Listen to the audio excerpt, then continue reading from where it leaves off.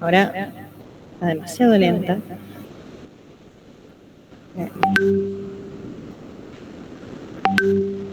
Bueno, el tema que tenemos para ver hoy es capítulo 6, práctico del capítulo 6.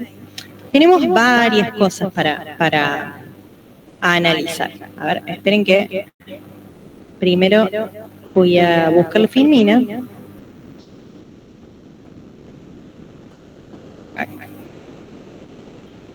Un momento. Ya están cargados dentro del capítulo 6 el PowerPoint y también los Excel que vamos a usar. Está disponible. Mientras se abre, tarda un poquito, bastante en abrirse. Sí. Mandé el grupo.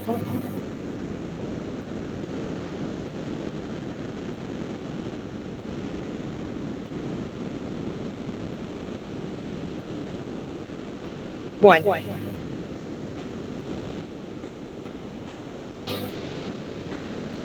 Qué lerdo que es. Está abriendo el PowerPoint. Tiene todo el tiempo que tarda.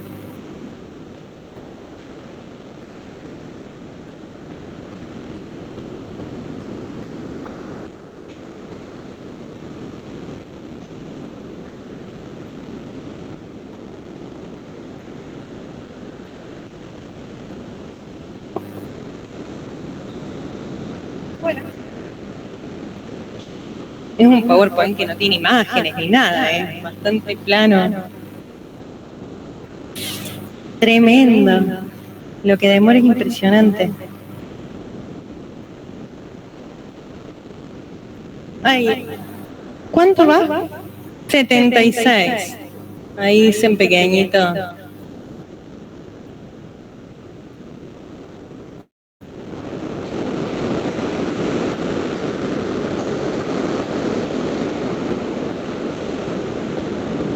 ¿88? Ah, increíble.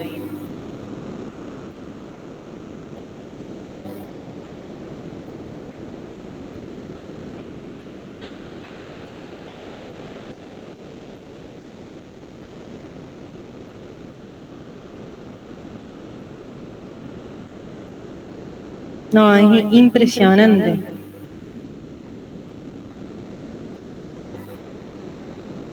El tiempo que... Gracias, muy ineficiente. 87, ahí baja un poquito. Bueno, les voy contando, adelanto las primeras diapos que son más teóricas, de repaso. El capítulo 6 se trata de pruebas no paramétricas para pruebas de hipótesis, para contraste de hipótesis.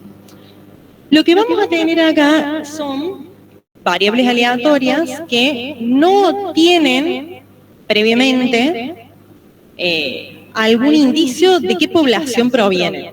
Si provienen de una población con distribución normal, con distribución Poisson. Si tenemos dos conjuntos de datos y queremos ver si son independientes, si son homogéneos, en esos casos vamos a aplicar las pruebas del capítulo 6. Concretamente, 1% mejor, ahí va. Concretamente, ¿de qué se trata el capítulo 6? Ahí está. Esperemos ahora que no se trabe demasiado. ¿Ves? No se requieren supuestos sobre la forma de distribución de los datos. No hace falta que nos digan proviene de una distribución determinada, normal, por ejemplo. No usamos los parámetros o inferencias sobre los parámetros de la población.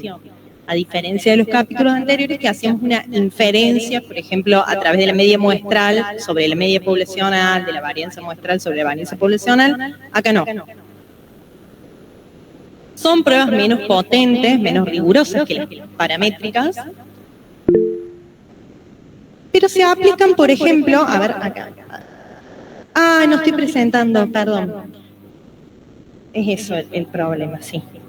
Espero no cerrarlo. Aguárdenme. Es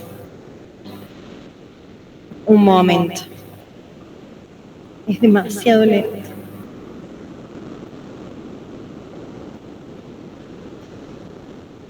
Bueno, está comenzando la presentación. No, esto es realmente... Ahí va. Perdón, ahí está. Ahora sí. Bien.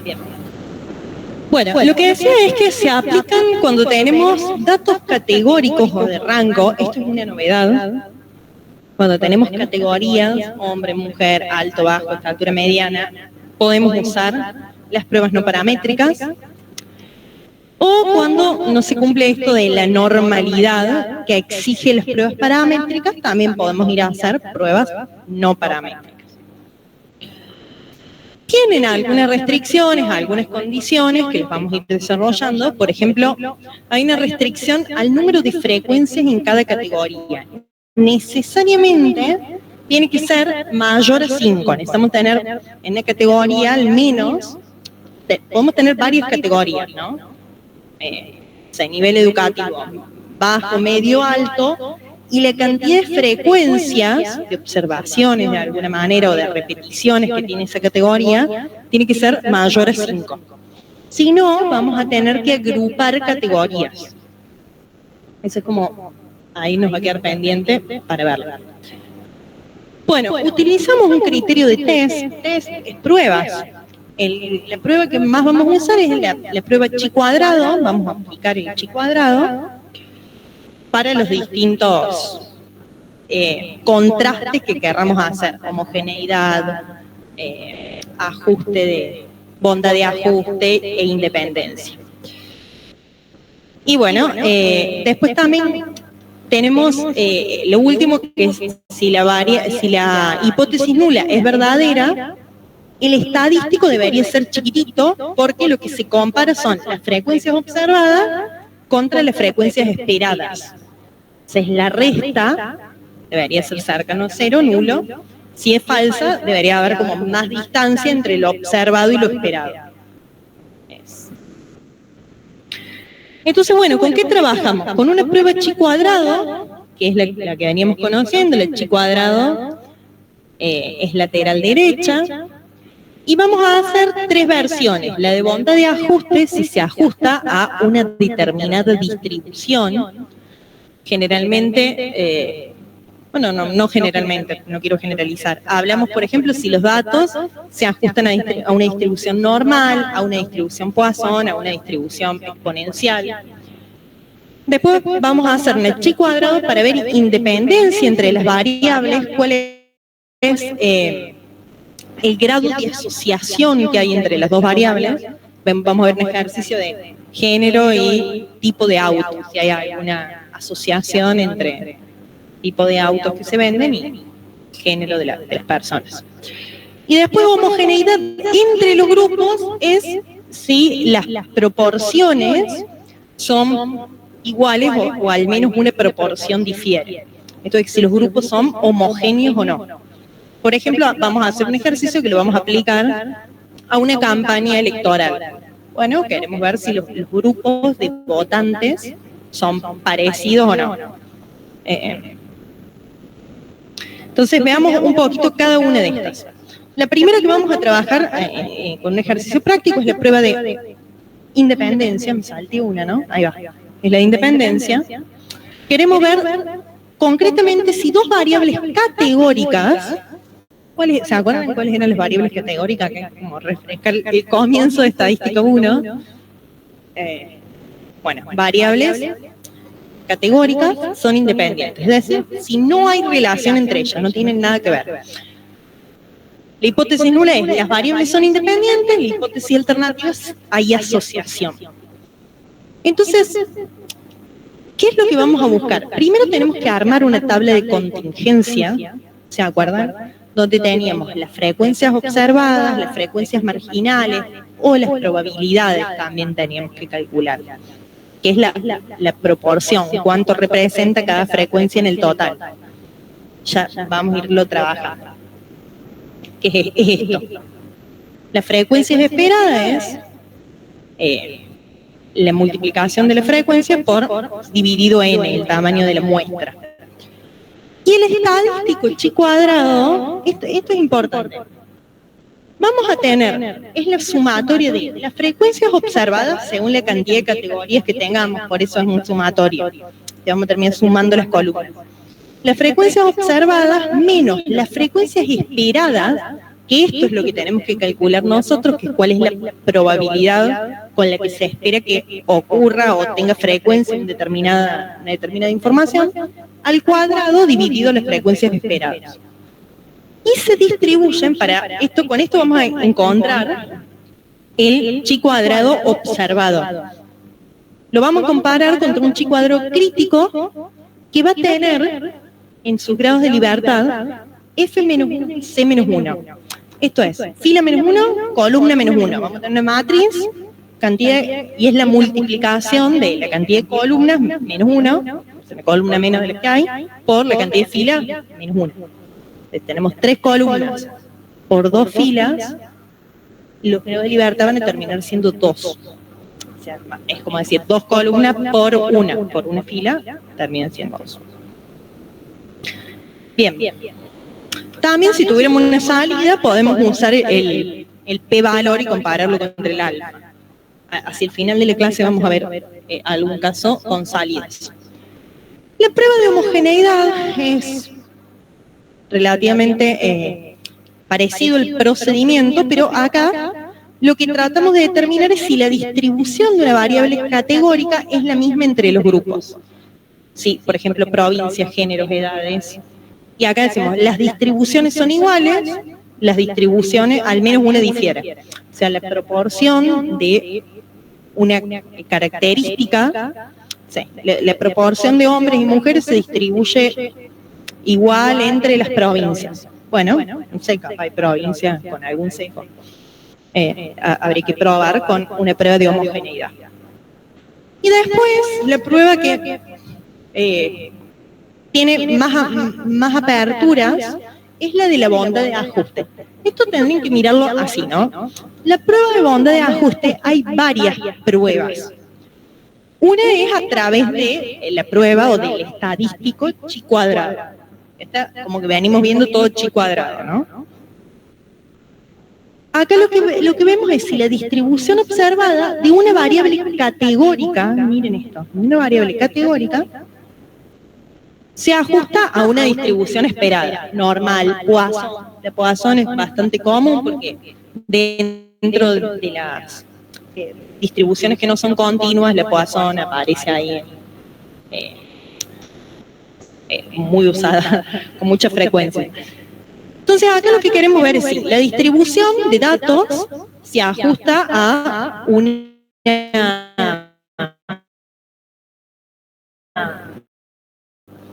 distribución, quiere decir un uniforme binomial normal, o no se ajusta. Y de nuevo es lo mismo, las frecuencias observadas menos las frecuencias esperadas al cuadrado dividido las frecuencias esperadas. Esta es la que vamos a tener que calcular, frecuencias esperadas. Ya vamos a ver cómo.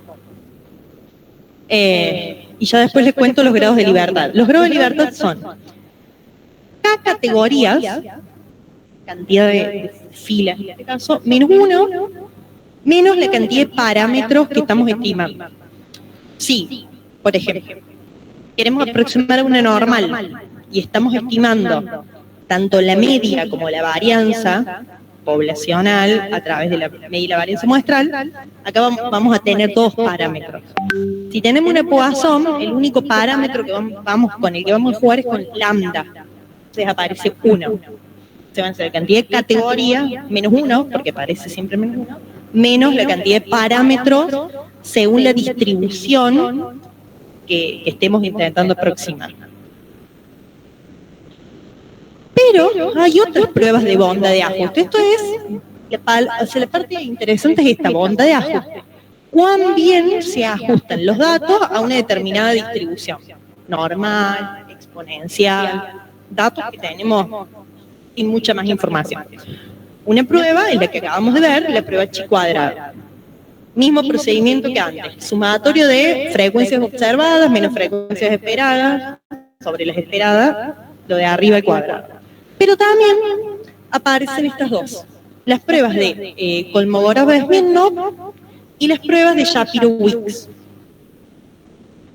Estas dos, en general, no las vemos a nivel de desarrollo, pero sí, lo interesante acá es ver una salida donde lo que nos dice es, bueno, la prueba de Shapiro-Wilks te da un valor de probabilidad, un p-valor, y lo tenés que comparar contra el nivel de significación, contra el alfa, y decir si validas o no la hipótesis nula. Habiéndola definido de esta manera. La hipótesis nula es lo mismo. La distribución de los datos que tengo se ajusta, onda de ajuste, se ajusta a una distribución determinada o no se ajusta. Siempre como que le damos el beneficio de la duda a la hipótesis nula, ¿no? Tienen algunos problemas, la de Shapiro-Wilks es más sensible en los extremos. Acá podés usarla la de Kolmogorov con variables continuas, entonces por ejemplo te sirve para una normal, para aproximar a la normal. Bueno, la de Shapiro podés usarla con menos observaciones y es parte del teórico. Sí, ¿alguien me habló? ¿No? Pregúntenme lo que quieran. Bueno, veamos el ejercicio 1 de la página 167. Vamos en este orden, el mismo que lo di. Prueba de independencia, prueba de homogeneidad, prueba de bondad de ajuste. Ese es un poco el hilo conductor de la clase. La actividad 1 dice, una fábrica de automóviles quiere averiguar si el sexo de sus clientes tiene relación con la preferencia del modelo de auto que eligen. Se toma una muestra aleatoria de 2.000 clientes que se clasifican como lo vemos acá. 2.000 clientes donde tenemos dos filas, varón, mujer, modelo de auto 1, 2, 3. No sé, un auto pequeñito, un auto mediano, una camioneta. Piénsenlo así. Y la distribución de frecuencias. Dice, con un nivel de significación del 1%, existe evidencia de que el sexo tiene relación con la preferencia del automóvil. Fíjense que no tenemos muchos más datos que una tabla. Bueno, es una variable categórica, tiene categorías, auto 1, auto 2, auto 3, sexo, hombre, mujer. ¿Cómo planteamos la hipótesis? Es una prueba, claramente una prueba de independencia. Sí, y te lo dice, ¿tiene relación? Esto tiene relación, nos está preguntando independencia. No dice si ajusta, la participación es semejante, como que deténganse en leer el enunciado, que es lo que te lleva a hacer bien la prueba. Esperen que correcto, oculta. Bueno, la hipótesis nula del sexo es independiente del modelo de auto. La hipótesis alternativa no es independiente. Podés presumir que a las mujeres prefieren un auto más pequeño, los varones un auto más grande. O sea, lo vemos un poco en los datos, pero no tenemos ninguna certeza. O un auto mediano y varones un auto más grande.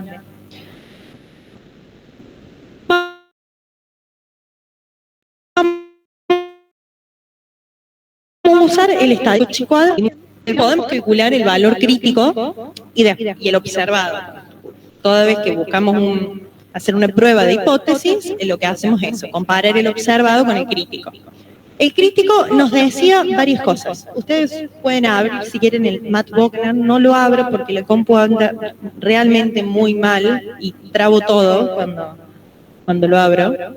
Quiero abrir después unos Excel. Pero bueno, acá está la captura de la pantalla también, que no es tan complejo. ¿Qué nos dice? Acá, acuérdense, ¿cuántos grados de libertad tenía la chi cuadrado de independencia?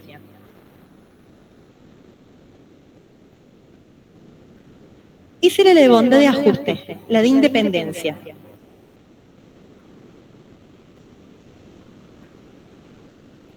Bien, era fila menos 1 por columna menos 1.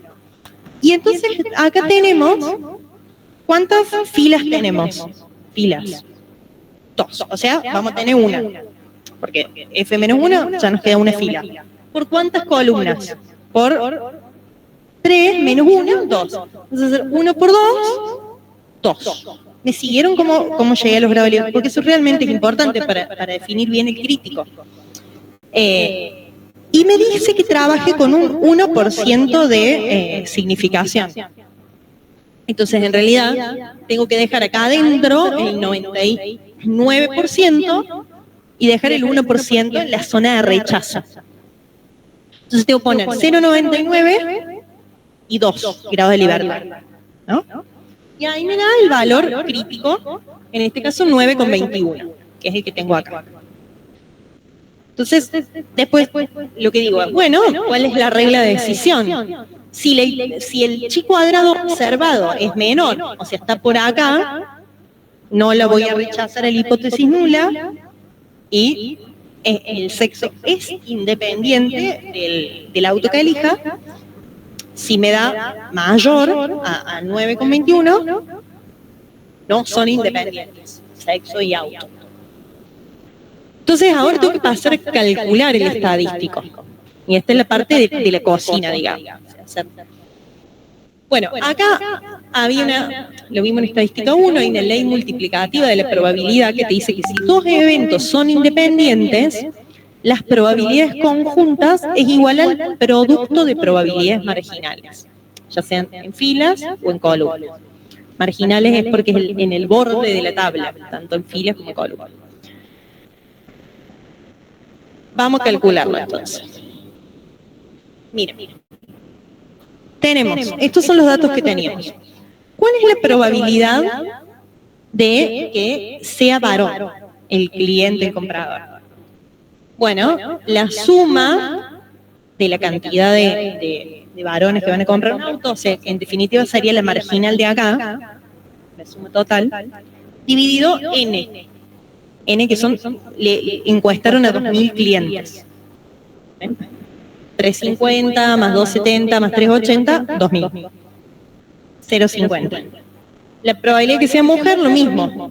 Sumamos las mujeres, lo dividimos por 2.000, también 0,50.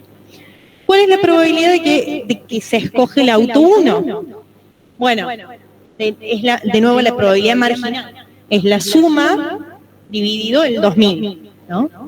Lo mismo, el auto 2, la suma dividido el 2.000. La suma dividido el 2.000, acá tenemos todas las probabilidades marginales. Y ahora esta probabilidad conjunta, no es conjunta, perdón, es para ver la independencia, es el producto de los productos marginales. Mira, por ejemplo, que sea varón y elige el modelo 1, que sea varón y elige el modelo 2, que sea varón y elige el modelo 3, sea mujer y elige el 1, mujer y elige el 2, mujer y elige el 3. Varón y elige el 1, o sea, esto, que es la probabilidad interna a la tabla, es 0,5, que es la probabilidad de que sea varón, por, entonces serían las marginales, 0,5 por 0,345, que es la marginal del auto 1, se elige el modelo 1, no importa que sea hombre o mujer, por N, ¿ven? Es por N, por la cantidad, por los 2.000. Me da 345. El valor esperado de esa intersección, de la intersección hombre y auto 1, me da 345. Después, hombre y auto 2, o sea, que iría acá, es la probabilidad marginal de que sea varón por la probabilidad marginal de que elige el 2, o sea, 0,5 por 0,335 por 2.000, que es el N, para dimensionarlo,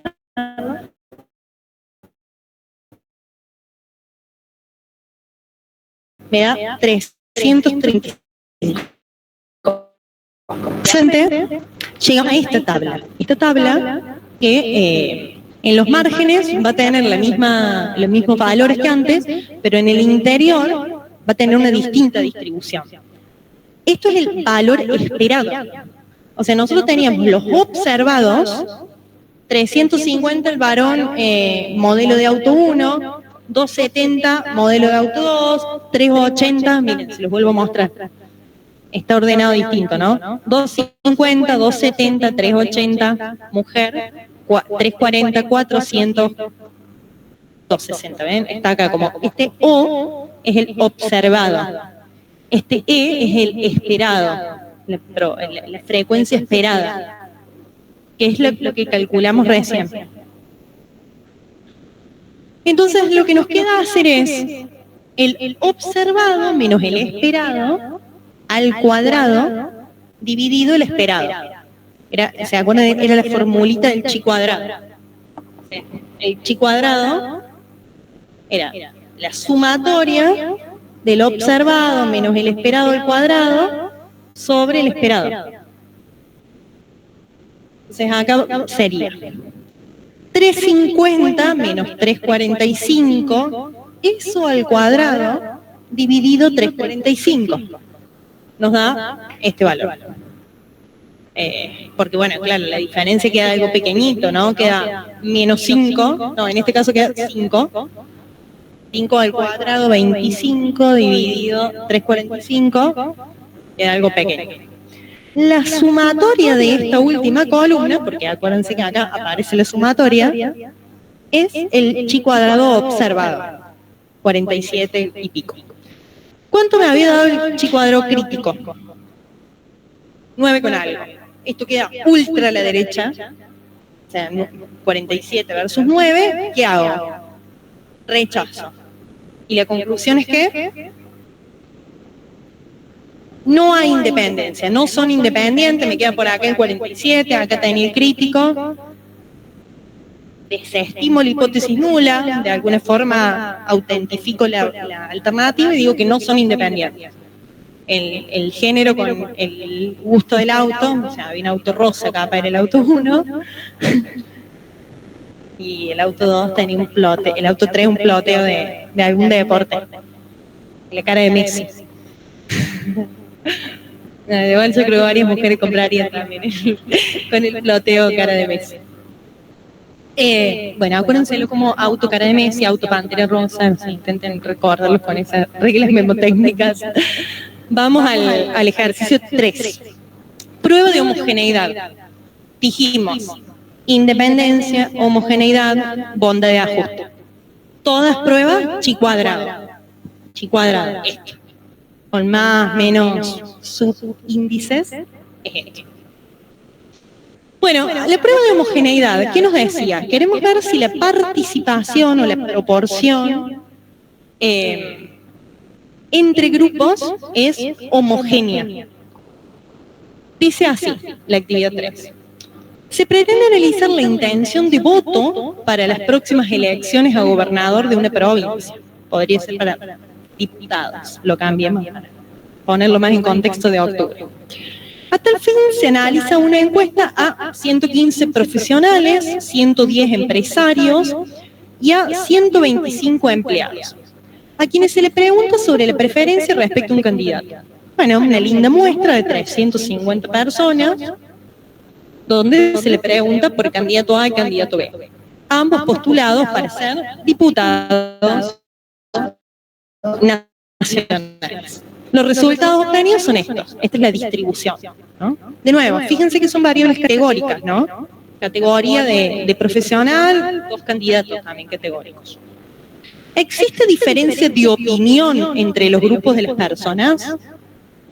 Homogeneidad. Acá no es independencia, porque no es que son independientes respecto. También se podría hacer una prueba de independencia, pero cuando te hable de diferencias, generalmente te lleva a homogeneidad. Entonces acá lo que ponemos, fíjense donde tenemos 3 proporciones, te dice la preferencia o la proporción de empresarios, profesionales independientes y empleados es igual, o existe por lo menos un grupo que prefiere a otro candidato, digamos. 2 a 1 y 1 a otro al menos. trabajar con un nivel de significación del 1%, alfa 0,01, y fíjense que vuelve a ser lo mismo, ¿no? Observado menos esperado al cuadrado dividido el esperado, el chi cuadrado. Noten que los grados de libertad también son como los de recién, fila -1 por columna -1, y noten que no trabajamos con parámetros. Es como, cuando estoy en el final o cuando estoy para el parcial, no paramétrica no aparece ninguna mu, ninguna sigma todavía, pero es como, es más amigable de otro lado, el no paramétrico. Bueno, lo primero que tenemos que hacer de nuevo, igual que antes, un valor crítico. Encontrar el valor crítico y después el observado y compararlo. ¿Cómo hacemos el crítico? Fila -1 por columna -1. Acá tenemos 3 filas, había 3 categorías de profesionales. O sea, si le resto una, me quedan 2 filas. Había 2 columnas, pero al restarle una me queda una columna. De nuevo, me vuelve a quedar 2 grados de libertad. Lo tengo mal. Bueno, un error acá. Por 0,90. Pónganle acá el nivel de significación del 10% para que todo el ejercicio tenga sentido. Bueno, en la presura mire mal, porque debería ser sino con 0,99 acá. ¿Me siguen? Y te cambia un poquito los umbrales. Si trabajamos con un nivel de significación del 10%, y acá le pone como es lateral, eso es el umbral que te corta zona de rechazo o no rechazo, dejas un 10% como zona de rechazo, el punto crítico de corte va a estar en 4,61. Si cuando nosotros calculemos el chi cuadrado observado es mayor ese número, vamos a rechazarlo y vamos a decir que hay un grupo díscolo que vota otra cosa. Si nos da un número más chiquito que 4,60, vamos a decir que todos votan parecido, que hay homogeneidad entre grupos en las preferencias. Bueno, esperen, no les quiero adelantar la conclusión. Vamos al Excel y se los muestro, es uno de los Excel que está cargado. Déjenme mostrarles rápido, sin demorarme tanto, el de recién, que también está en un Excel, pero para que lo tengan ahí a mano.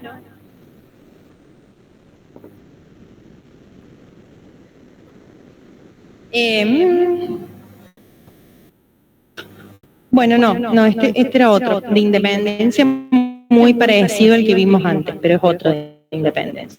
Estamos viendo el de homogeneidad, creo que es el 3. Bueno, el de homogeneidad lo trato de poner grande para que lo vean todos. Tenemos, estas son las frecuencias observadas, ¿se acuerdan que así es como nos daba la tabla? Miren, volvamos acá. Perdón, acá. La tabla que nos daba teníamos las frecuencias observadas y también teníamos las frecuencias marginales. ¿Vieron? Como los totales marginales.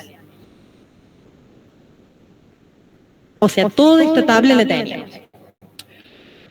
¿Cómo calculamos los valores esperados? Muy parecido a lo que hacíamos antes, pero acá está hecho con el Excel.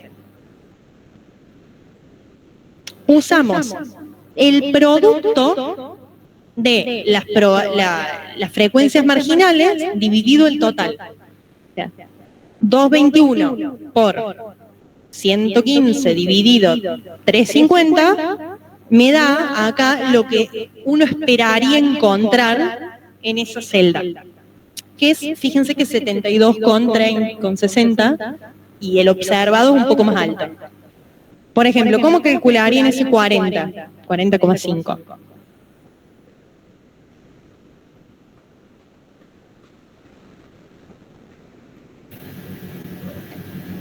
Perfecto, 129 por 110.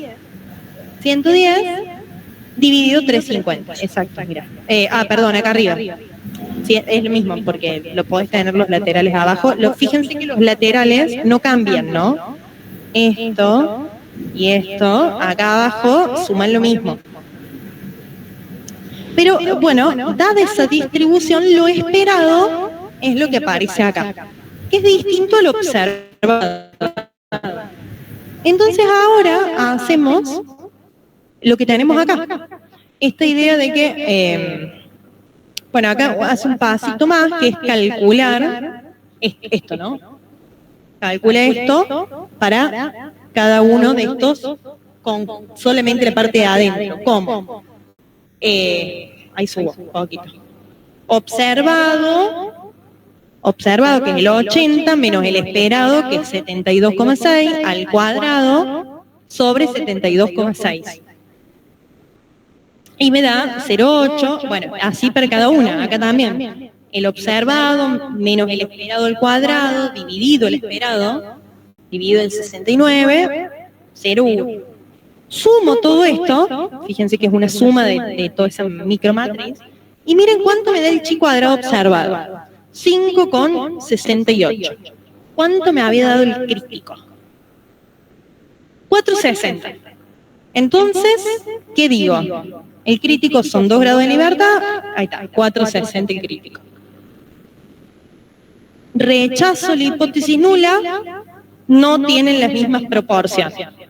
Hay un conjunto de empresarios, profesionales o empleados que va a votar, o al menos tiene preferencias muy sesgadas. Va a votar ahí distinto que los otros. ¿Me siguieron? Sí. ¿Cuánto te da el crítico? Bien. Claro, ahí aceptaríamos. ¿Cómo es tu nombre? Tiago. Tiago nos dice, para los que están conectados, nosotros al crítico lo habíamos calculado con 0,90. Habíamos este valor crítico. Es que está bien. ¿Sabes qué pasó? En la edición anterior, el libro se modificó. En la edición anterior decía 0,01. Con 0,10 está bien, trabajamos acá. Con uno de 0,90. Está bien. Un alfa de 0,10. Si fuera un alfa de 0,1, claro, no rechazamos. Porque te da un crítico de 9, que es mayor al 5. El 5 quedaría en la zona de no rechazo. Así que está bueno ahí como tomar nota de eso.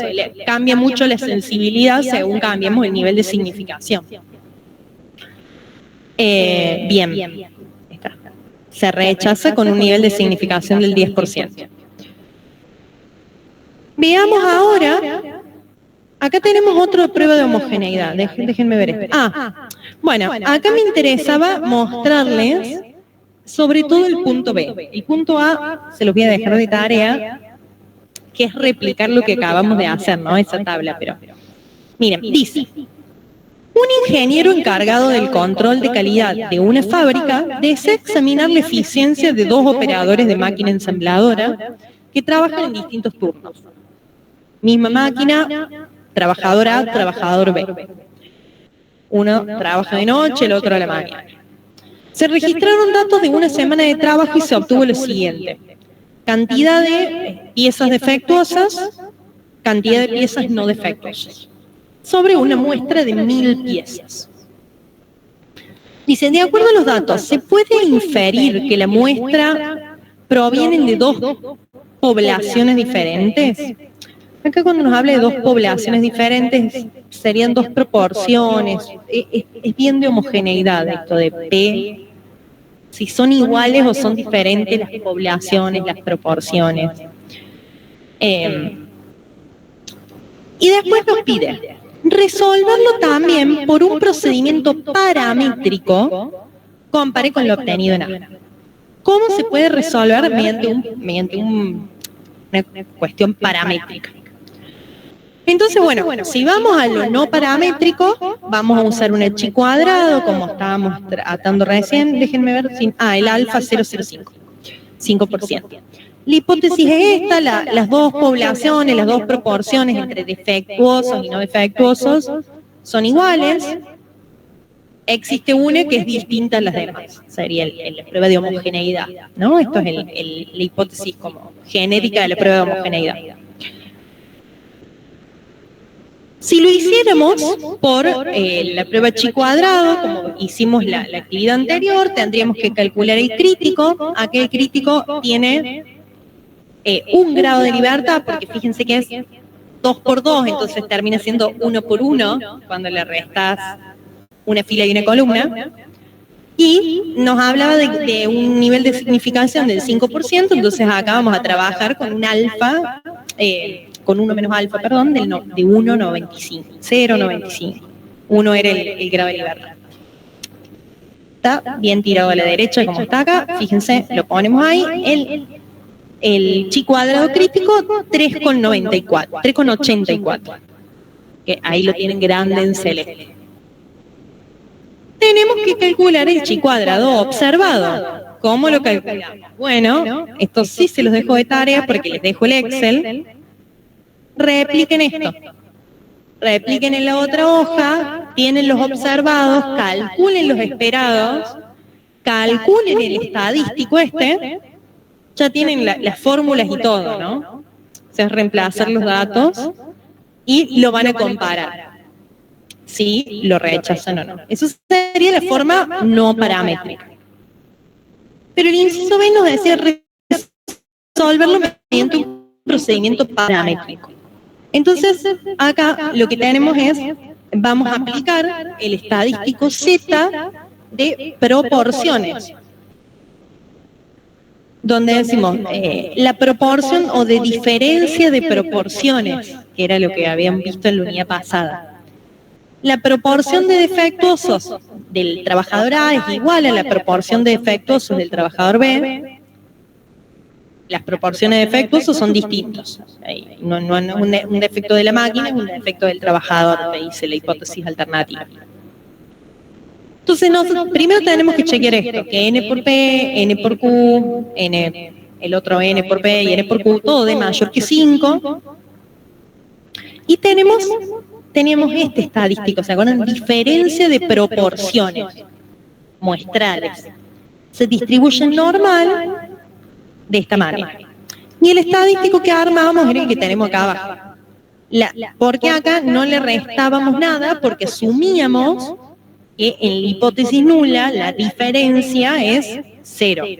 Entonces, la diferencia de las proporciones muestrales menos la diferencia de las proporciones poblacionales, que en la hipótesis nula la asumí 0, por eso acá no tiene nada, sobre lo que es el desvío.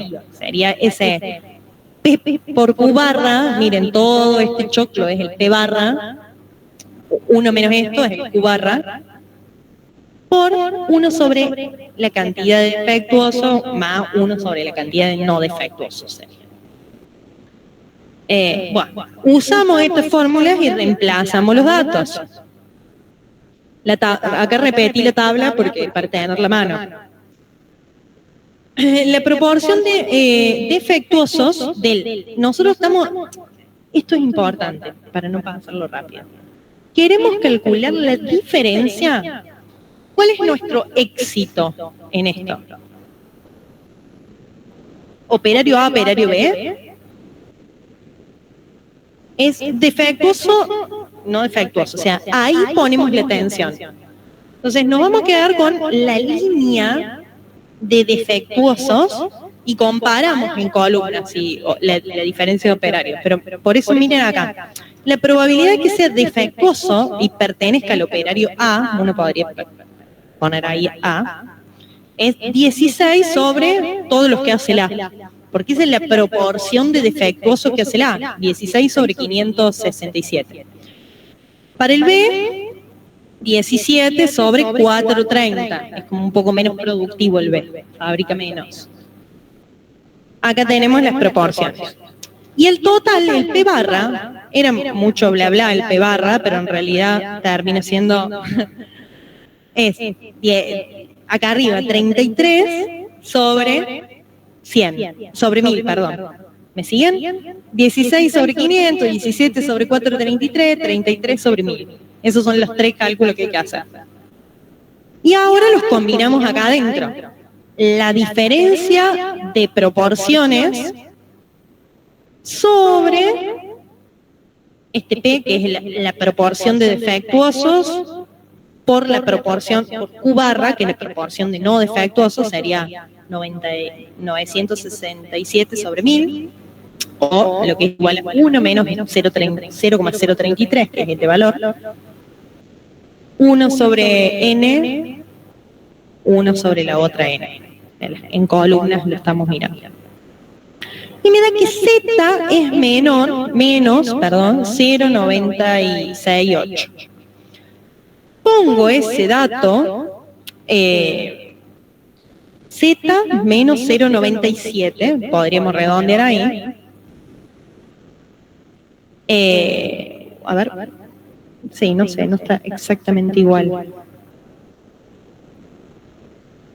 No, perdón, claro, me sonaba raro. Ese es el observado, disculpas. O sea, lo que calculé justamente es el estadístico a mano. Hice todas las cuentas y como antes veníamos calculando primero el crítico, después el observado, me hizo un bucle. Acá acabamos de calcular el observado, menos 0,96. Entonces tenemos que calcular el crítico para ver si eso está en la zona de rechazo o en la zona de no rechazo. Estábamos trabajando con un alfa del 5%, quiere decir que tenemos un 0,95 al medio y en cada uno de los laterales 2,5%. Entonces, esto es el alfa, acá el Z que acumula hasta 0,975. El que acumula hasta 0,975 me da 1,96. Tanto a la derecha como a la izquierda es negativo. Y mi observado es menos 0,90, por acá, por donde tengo mi cursor. ¿Lo ven? Por acá. Entonces cae en la zona de no rechazo. Decimos que las proporciones de defectuosos son iguales, son homogéneas. No hay diferencia entre las proporciones de defectos. Pero bueno, esta es la otra forma de calcular de manera paramétrica con datos de una tabla. Quería mostrárselos para que lo tengan. Y el último que nos queda, o sea, el último gran título, es esta cuestión de las pruebas de bondad de ajuste. ¿Me vienen siguiendo bien? Prueba de independencia, pruebas de homogeneidad, ambas trabajaban con la misma idea de los mismos grados de libertad para calcular el crítico, fila menos 1 por columna menos 1. En el caso de homogeneidad también podemos ir a hacer una prueba paramétrica, calculando la proporción y el estadístico Z, además del chi cuadrado. Bueno, ahora veamos esto de bondad de ajuste. Lo que quiero demostrar es qué también se ajustan estos datos a una distribución que yo previamente presumo. Digo, bueno, quiero ver cuán bien se ajustan a una normal, a una Poisson. Bueno, veamos el ejercicio 10. Dice, se tienen los siguientes datos históricos que corresponden al número de llamadas a la central de una empresa de emergencia médica. Al 102, ¿es acá en Córdoba? ¿Cuál es el de emergencias? No me acuerdo. ¿Cuánto era? ¿107 o 102? 107. Bueno, por las dudas, está bueno saberlo.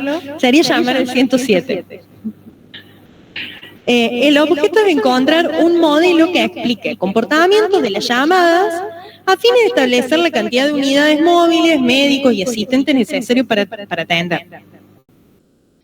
Se tiene una muestra aleatoria de, escuchen esto, una muestra aleatoria de 100 intervalos, estos son los intervalos, de 15 minutos. Cada 15 minutos tenían una muestra. Se registran las frecuencias de llamados solicitando el servicio, como se muestran en la siguiente tabla.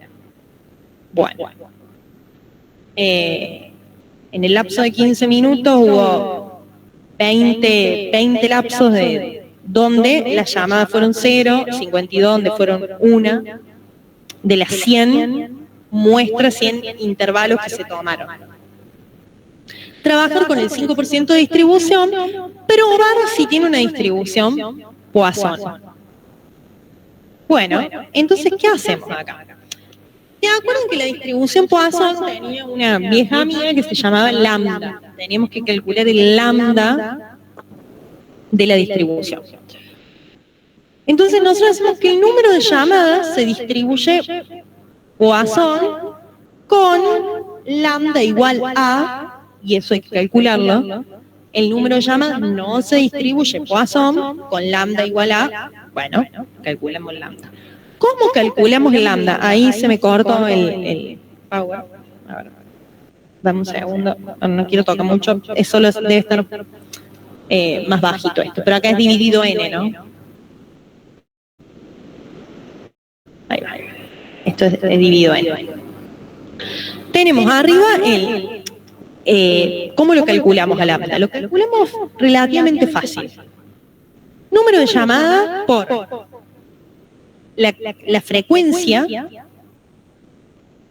dividido n, ¿no? Cantidad de llamadas por la frecuencia observada por todo, la suma dividido n.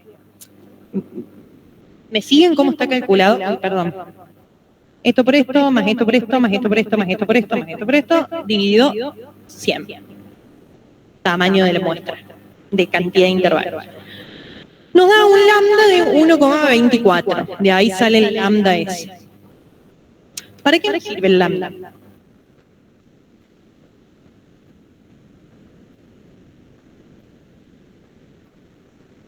Sí. Pero, bien, ¿para poner dónde? Más fuerte hablen, no los escucho. No tengan vergüenza. Claro que el crítico, cuando calculemos el crítico vamos a tener que ir al Probability Distribution, al Math-Wagner, algo, y el parámetro que vamos a usar es ese, antes metíamos grados de libertad, acá vamos a enchufar el lambda en algún lado para encontrar el crítico. Por eso es importante que el lambda esté bien calculado. Bueno, entonces, vamos a usar también el lambda para calcular las probabilidades teóricas. Nosotros tenemos las observadas, queremos calcular las teóricas. ¿Cuál era la función de lambda? Esto después está en el Excel puesto.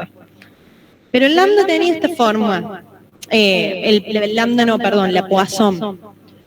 Era e a la menos lambda por lambda a la x sobre x factorial.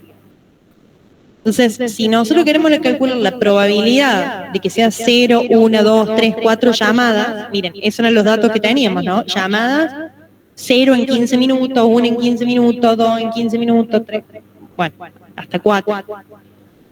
Si lo queremos calcular, uno esperaría, dado este lambda, que las probabilidades sean estas. 0,28, 0,35... 0,02. ¿Me siguen? Bien. Entonces acá aparece lo que tenemos que calcular son nuevamente, queremos esto, ¿no? Frecuencias observadas menos las esperadas sobre las esperadas al cuadrado. Siempre es lo mismo.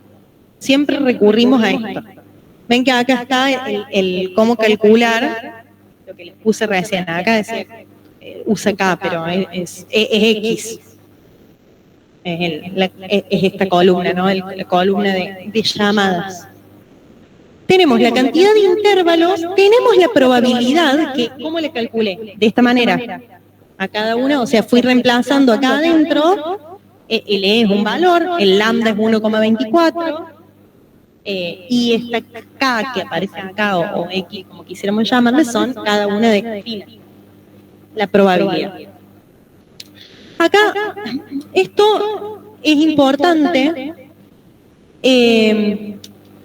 Acá, fíjense que como esta cantidad de intervalos es chiquito, es menor a 5, que era algo que les dije al comienzo, generalmente te va a terminar dando desfasado, entonces va a tener que hacer un ajuste y completarlo.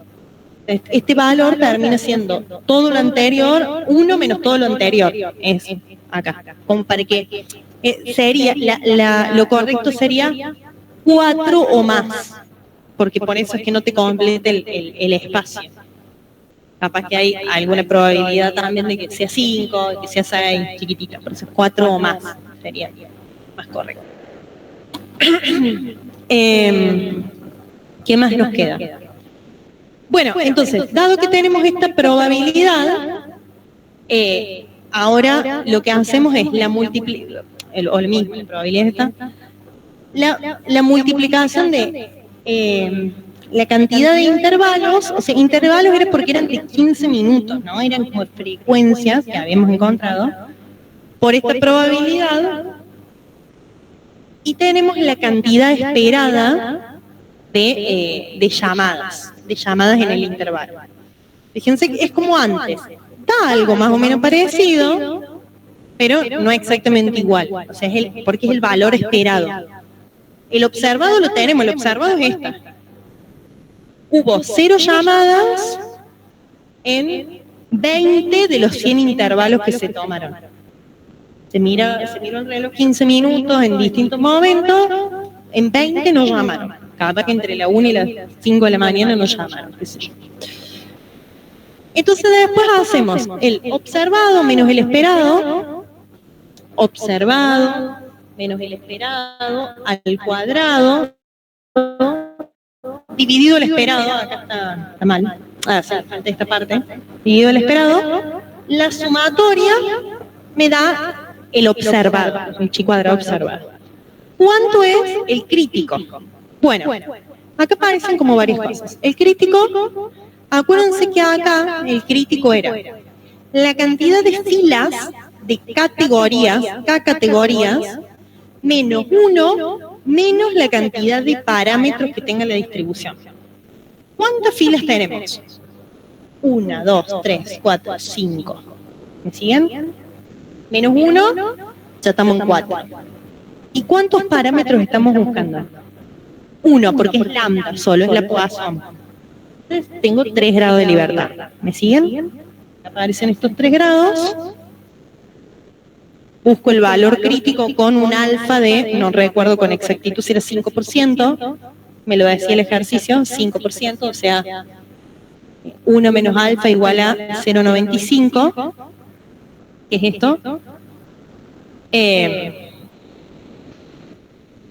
Bueno, ahí se los muestro, y me da que rechazo la hipótesis nula, porque ven, el observado es más grande que el crítico. Rechazo la hipótesis nula de que sigue una distribución Poisson. Está diciendo no es Poisson, no hay evidencia para que es Poisson. Sí. Esta cantidad observada, o sea, el intervalo por la probabilidad. 20 por 0, mira, quiero mostrarte el Excel. Acá está, a ver, bánquenme, lo abrimos.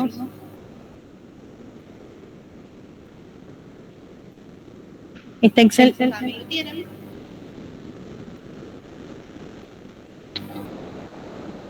sí, perdón, tiene razón, es sobre el total, claro, sobre total, ahí está. 100 por 0,28,9, 100 por acá. La coma me distrajo. Ahí lo ven un poco más claro, capaz. El total por esta distribución. Y acá, bueno, la suma de estos. A ver. Fíjense que acá me faltó, o sea, acá dice dividido el esperado. Acá le estaría faltando dividido el esperado, ¿no? Una cuestión de título. Ahí está. Bueno, pero miren, les dije que acá tenemos un problema que aparece un 3. Porque una de las condiciones es que todos los intervalos, todas las categorías, tuvieran al menos 5 frecuencias. ¿Se acuerdan? Lo dije al comienzo. Al comienzo, volvamos un poco al comienzo, y estaba acá. La frecuencia esperada de cada categoría debe ser como mínimo 5. Y acá tenemos una que aparece 3. También, la esperada, sí. La esperada aparece con un 4 acá. Ya te das cuenta un poco cuando viene acá como muy pequeñita, esta te va a quedar pequeñita. Entonces lo que tenés que hacer acá es agrupar. Agrupar y en este caso, donde estábamos, acá te va a quedar, esto sería 3 o más, acá está mal, ¿no? 3 o más. Bueno, quedó ahí, se clava el Excel, pero es 3 o más. Simplemente sume los últimos dos intervalos, ¿no? Para que no haya ningún 3, ningún número menor a 5. Pero claro, al agruparlo me va a quedar una fila menos, entonces también cuando vaya a calcular el crítico, voy a tener menos grados de libertad. Sobre todo quería reparar en eso. ¿Ven que tengo? Ahora tengo 4 categorías, 4 filas, menos 1, así es la forma de grado de libertad, menos un lambda, voy a tener 2 grados de libertad. Entonces, para ir a buscar el crítico, y miren que el crítico cambia bastante. No te cambia tanto el observado, que un poquito sí te lo cambia, tenés que hacerlo de nuevo, igual que antes, pero lo que te cambia mucho es el crítico, y puede hacer que te rechace o no. Acá lo seguimos rechazando. 12 contra 6, seguimos rechazando. Pero bueno, esto es como estamos abarcando todo el capítulo 6, chicos. Lo estamos dejando todo hasta el mínimo detalle. Esperen que me falta muy poquito. Bueno, a ver. Se rechaza la hipótesis nula, la Poisson no describe esta distribución. Nos vemos. Veamos el 11. El 11, perdón, a ver, quería ir, déjenme ver algo. Sí, un rato. Dice, sigue siendo de bondad de ajuste, pero acá nos da diferente la disposición de los datos. Dice, con el fin de ajustar el periodo de garantía que ofrece una empresa que vende un modelo de computadora, dice, bueno, ¿quieres saber cuánto tiempo te va a dar la garantía? 1 año, 2 años, 3 meses. Eso es lo que quiere saber la empresa. Según los reclamos que han venido recibiendo de los clientes. Uno esperaría que mientras más tiempo das garantía, más probabilidad tenés que te vengan a reclamar. No parece ser el caso, fíjense que tiene una distribución bastante normal. O sea, bajito, alto y después vuelve a bajar. Miren, como el problema grande se presenta entre los 12 y los 18 meses y después, si anduvo bien va a seguir andando, si anduvo mal, bueno, si anda mal, la falla se detecta acá.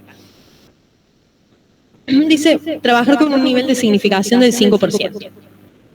Entonces, el tiempo entre requerimiento técnico se distribuye normal, con media, y esto hay que calcularlo.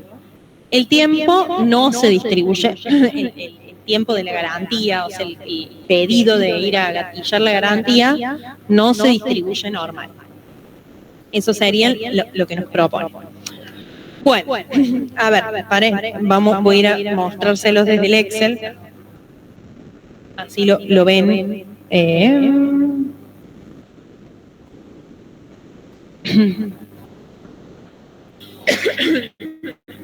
Bueno, esto es medio un chino porque es un poco largo, pero primero lo que hay que hacer acá es abrir vieron que teníamos una columna agrupada, perdón, nos decía esto, los tiempos estaban así, en un intervalo de tiempo. Bueno, lo abrimos entre el tiempo mínimo y máximo y armamos una marca de clase, que es como un punto intermedio entre el intervalo para poder trabajar, que sería esta columna de, se dice, bueno, 60 reclamos han llegado en 3 meses, entre 0 y 6 meses, bueno, en promedio en 3 meses. ¿Me siguen esto de la marca de clase? Ok. Entonces, después tenemos, teniendo la marca de clase, podemos calcular la media. ¿Cómo calculamos la media? Cantidad por la marca de clase más cantidad por la marca de clase más cantidad por la marca de clase, ¿sí? Dividido la cantidad total de reclamos que llegaron. Y también podemos calcular, necesitamos calcular, en realidad más que podemos calcular la varianza, porque nosotros estamos diciendo, se distribuye normal, con media tanto y varianza tanto, tenemos que calcularla para después calcular el valor crítico. El valor crítico y compararlo contra el observado. Lo mismo que antes con el... Antes tuvimos la misma dificultad para encontrar el lambda. Acá tenemos que encontrar mu y sigma. Como retomar un poco de estadística 1 en esta parte, porque como no son paramétricos, calculamos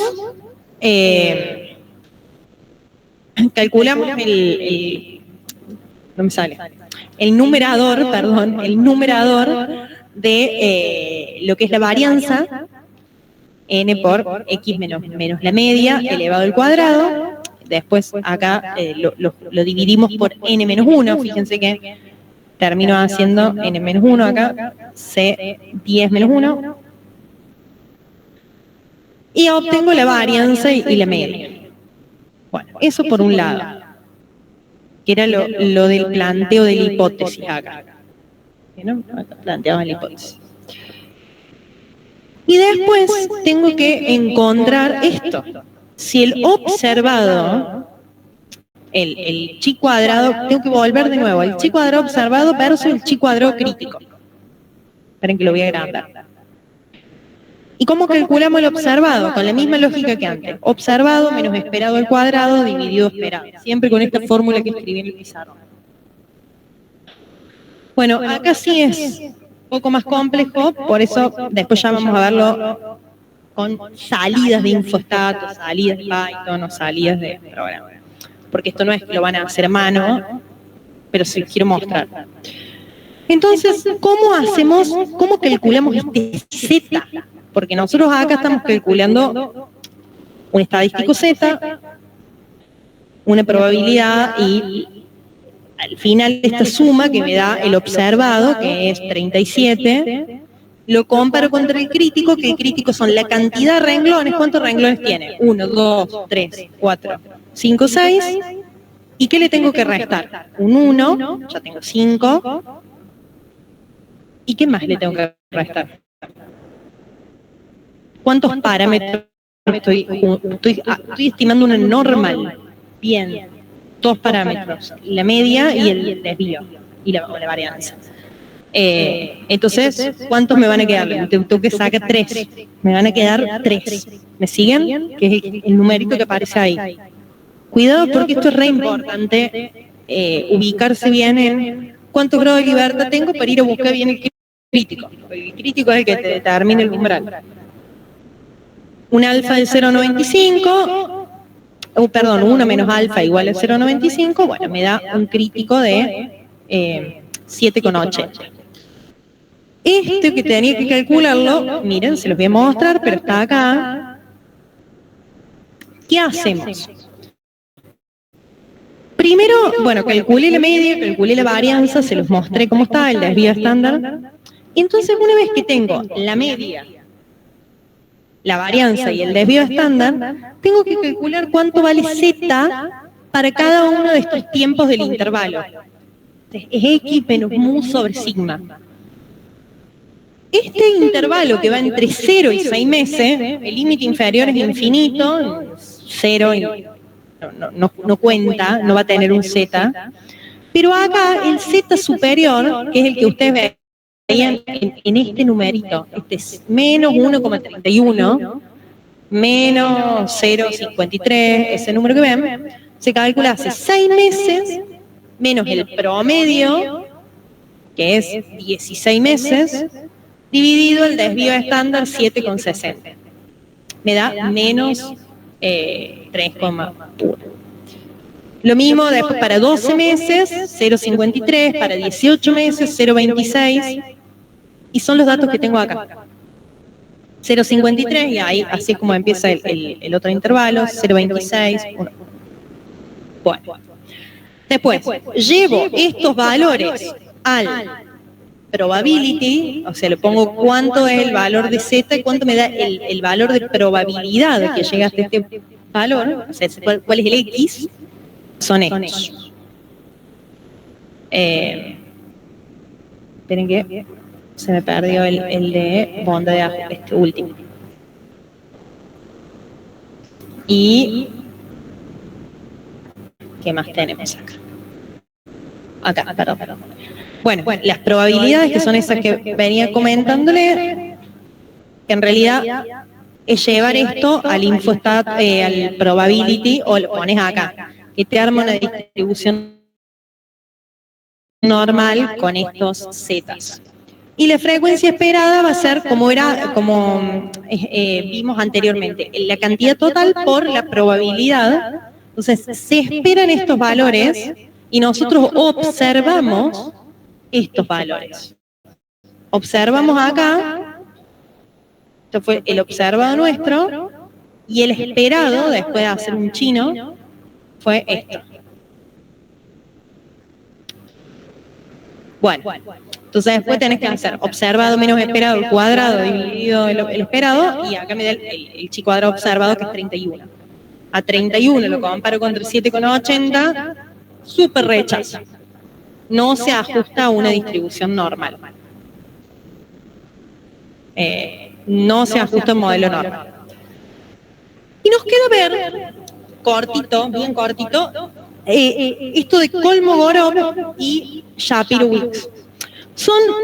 Dije que eran otros dos test para probar pruebas de bondad de ajuste. Si estos números sueltos que tengo acá, que son de una variable continua, miren, ven que son con comas, tienen o no una distribución normal. Bueno. Déjenme que quiero intentar abrirlo. Lo hice acá.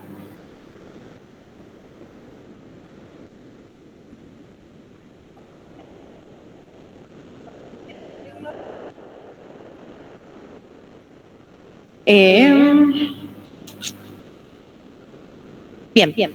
Bueno, se puso oscuro, pero... ¿qué es lo que hice? Importé los datos a un Colab. Bueno, le cargué primero las librerías, ¿no? Sobre todo NumPy, StatsModel, que es otro que... tiene que ver con esto, ya les cuento por qué. Y lo que puse es cargar todos los datos, que estaban tan desordenados los datos en el enunciado, ¿ven? Tenés un 26, después un 23, un 24, no están ordenados. Uno podría ordenarlos de menor a mayor. Acá están como hechos a mano, digamos. Lo que hace la prueba de Kolmogorov-Smirnov es, de alguna manera, ver las diferencias entre lo observado y lo esperado también. O sea, no calcula un chi cuadrado, pero en definitiva también está calculando una diferencia. Si la diferencia es muy grande, se va a rechazar la hipótesis nula. Si la diferencia es muy chiquita, la vamos a aceptar, digamos. Entonces acá se le pedí directamente al programa. Miren, a ver, ejecutar de todos modos. Está súper lerdo. Pero lo que le pedí es una prueba de Shapiro-Wilks y que me dé esto, el p-valor. Y una prueba de Kolmogorov que haga todo el programa con esta secuencia de datos y que me dé también el p-valor. ¿Para qué? ¿Para qué quiero el p-valor? Yo lo que quiero es esto y poder comparar estos p-valor contra mi alfa. ¿Cómo interpretábamos esto? Bueno, nosotros habíamos dicho que si el p-valor era mucho más grande que el alfa, o sea, el alfa estaba acá y el p-valor estaba súper lejos, no íbamos a rechazar la hipótesis nula. Y en este caso los datos pueden provenir de una distribución normal. ¿Se les cortó el Meet? Porque a mí se me cortó en mi compu. No sé por qué. Muy bien. Bueno, no era. Acá yo lo sigo, ¿lo ven? No sé si alguno está. Genial, gracias. Si el p-valor es menor al alfa, si el p-valor es muy chiquitito, listo, ya está. Rechazamos la hipótesis nula. En este caso, fíjense que los p-valores son grandes. Ambos son mucho más grandes que cualquier alfa. Entonces, decimos que no la rechazamos y por lo tanto estos datos que teníamos se ajustan a una distribución normal, porque no la rechazan. Y uno más o menos, a ver, puede, lo que les contaba al comienzo, tener una impresión de que al menos se comportan como una normal. Después hay que ver si hay pruebas suficientes para sostenerlo. Pero a ojo de buen cubero, podés verlo que no es algo totalmente distópico, no es un exponencial. Y le está pidiendo preguntando si es una normal. Bueno, eso es todo. Después yo les dejo para que lo miren. Acá les cuento a modo de cierre, cosas cortitas, me parece interesante verlas. A ver cómo es. Ahí está. Las pruebas de bondad de ajuste tenemos para contrastes generales. Generales me refiero a cualquier distribución. Normal, Poisson, exponencial, binomial.